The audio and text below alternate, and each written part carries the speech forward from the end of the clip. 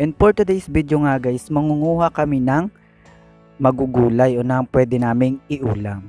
So dito guys, naglakad-lakad na kami, papunta kami sa aming pangunguhaan ng ulam. So bali, gubat kasi yung pangunguhaan na namin ng pwede naming iulam. So dito guys, mangunguha kami dito ng talbos ng kamuting kahoy. So hindi pa namin alam kung meron pang talbos ng kamuting kahoy kasi nga balita namin ginawa na daw taniman yung dati naming pinangunguhaan ng kamuting kahoy. Ayan guys, kung mapapansin nyo, sagingan to pero medyo malinis siya kasi nilinis siya ng tauhan dito sa aming lugar. So itong lupang ito, bale hindi to sa amin. Ito po ay sa ibang tao, pero dito kami dumadaan guys. So malinis naman siya. So may daan talaga siya sa pinakang gitna nung sagingan. Ano po? Ayan guys, yung aking mga kasama, yung babae dyan, kapatid ko din yung aking tito. Ayan guys, so naglalakad lang kami dito kasi nga medyo malayo din yung pangunguhaan namin ng gulay at may kasama pa nga kaming aso, bodyguard. Ayan guys, so napakaganda rin ng mga saging dito guys. Napakadami po ng saging dito sa amin sa Oriental Mindoro. Ayan, kung mapapansin nyo, kung ano-ano pinagngangawang-ngawa ko dyan. Guys. Ayan guys, sorry, medyo malikot yung ating camera ngayon kasi nga, syempre, hindi naman ganon kagandang klase yung cellphone na ginagamit natin. Bale, cellphone lang po talaga yung ginagamit kong pang vlog or pang video kasi nga wala tayong pambili ng mga camera kasi nag-uumpisa pa lang tayo. So ayun guys, tinitingnan ko rin kung mayroong labong, kung may mga labong o yung baby ng kawayan kaming makukuha. Kaso nga lang wala. So target talaga namin is talbos ng kamuting kahoy. So ayan guys, medyo malayo na yung aming nararating. Medyo mahaba-haba na rin yung aming nilalakad. Ayan guys, so kung makikita nyo, may mga puno pa dito ng lansones. Ayan guys, so karamihan po dito talaga lansones yung tinatanim. Ayan, may mga nyug dyan. Then itong malaking punong to nasa harapan, mangustin yata po yan or lansones din. Ayan, so puno siya ng mangustin. So dati dito kami nakatira sa ano to, ayan, yan, sagingan na yan. Diyan kami dati nakatira. So lumipat kami sa tabing highway. Ayan guys, so medyo malayo pa po yung ating pangunguhaan ng ating may ulam. Ayun nga guys, dahil wala na ngang talbos ng kamuting kahoy, napag-isipan namin ito na lang yung kunin, yung ampalayang ligaw po yan, bunga ng ampalayang ligaw yung aming hinahanap. So medyo madalang yung bunga ng ampalayang ligaw kasi nga nakalapat ito sa lupa, hindi siya nakahangir. So kaya yan, halwat-halwat lang po ng ampalayang ligaw. Hindi ko alam kung marami kaming makukuha ditong bunga ng ampalayang ligaw. So kung marami kaming makukuha, gugulayin namin siya. Pero kung kakunti yung aming makukuha, gagawin na lang namin siyang pang merienda. So naghahalwat yung aking dalawang kasama, yung aking tito at yung aking kapatid. Ang luang ng kuhaan.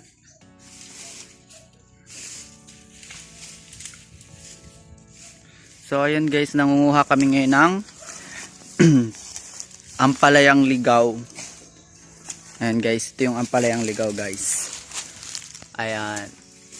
So yan yung pinapanguha namin. So dapat sana ang aming kukunin is talbos ng kamuting kahoy, kaso nga lang wala na, natabas na. So dito na lang napag-isipan naming ampalayang ligaw na lang ang kunin. So ayun guys, cut na muna natin tong video, then update ko kayo mamaya kung gaano karami yung aming nakuha.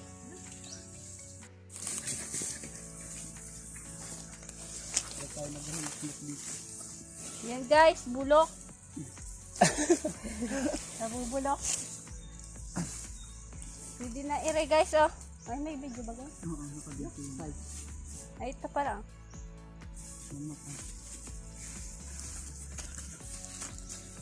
Garni po yan, oh. Maliliit. Guys, familiar kayo dito guys. This one. Pipinong ligaw. Sarap.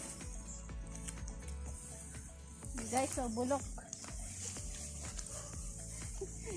Guys, puro bulok na yung ampalayang ligaw dito guys. Update ko kayo mamaya kung gaano na karami ang aming nakuhang ampalayang ligaw. Maliliit pa masyado ang iba. Puro bulaklak.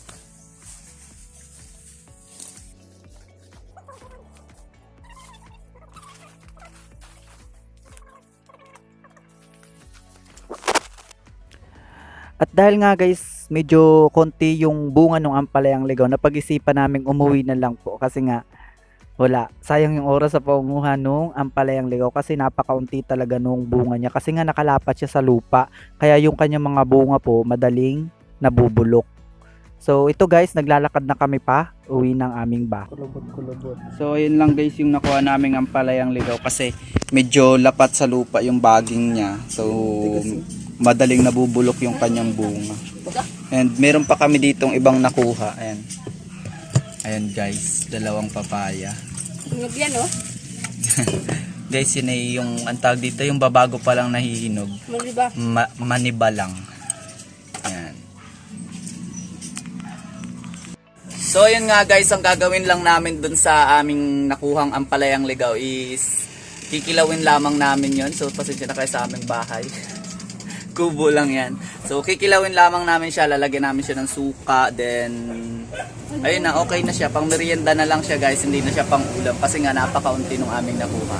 Kasi medyo lapat yung bagay nung ampalayang ligaw kaya yung mga bunga niya madaling nabubulok. At ayun nga guys, inumpisahan ko na itong biakin sa gitna. Ano guys, kasi kailangan nating tanggalin yung buto niyan para hindi siya masyadong mapait. So, inumpisahan ko na siyang gayatin para mamaya tatanggalan na lamang natin siya ng buto sa gitna. So, medyo konti lang naman yung ating nakuhang ampalayang ligaw kaya kayang-kaya ko na itong mag-isa. Ayan guys, ganyan lamang siya tanggalan ng tatanggalin nyo lang yung mga bagin-bagin na kasama niya. Ayan guys, para medyo malinis siyang tingnan mamaya. So, dito guys, medyo pinabilis na natin yung video kasi medyo mahaba yung video kaya medyo pinas forward ko na ng konti.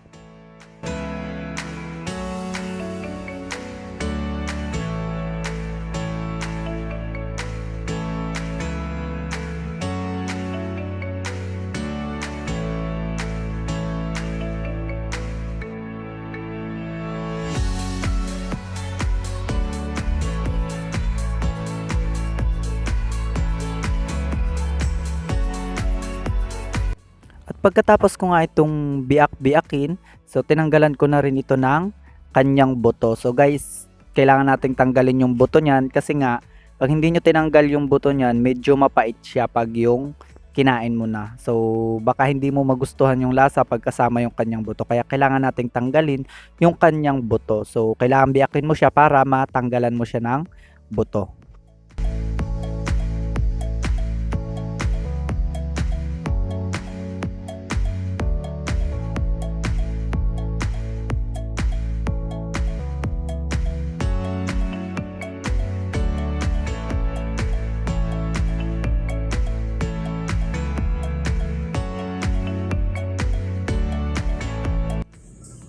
So at ayun nga guys, pagkatapos ko siyang tanggalan ng kanyang mga buto, so binanlian ko lamang ito ng tubig. So kailangan banlian lang siya ng tubig kasi pag siya ay niluto mo, mag-overcook siya, medyo mapait po siya. Kaya kailangan banlian lang natin. So ayan guys, takluban lamang natin siya and iset aside natin siya for 5 to 10 minutes guys para hindi siya masyadong lumambot. At ayun na nga guys, habang naghihintay tayo ng 5 to 10 minutes, so inumpisahan ko na ring i-prepare yung mga gagamitin nating sangkap. So inuna ko na itong bawang.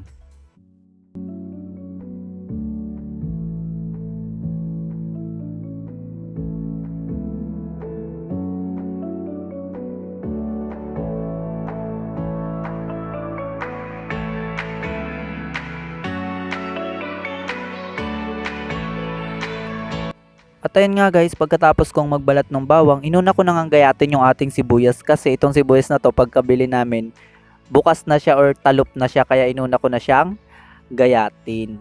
Ayan guys, so hindi ko pa pala tapos baltan yung ating bawang. So pagkatapos kong magayat yung ating sibuyas, inumpisahan ko na rin gayatin yung ating bawang. So kailangan guys, medyo pino lang yung pagkagayat ng ating mga samya guys.